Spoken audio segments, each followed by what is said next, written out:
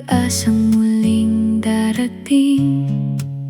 Kapag napagod sa tapo ng buhay, may daang tahimik na naghihintay.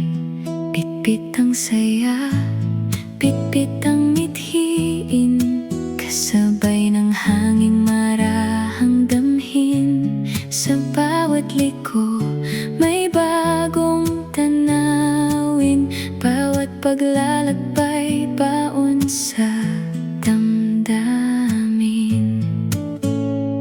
Hindi lang lugar ang nais marating, kundi mga alaalang mananatili.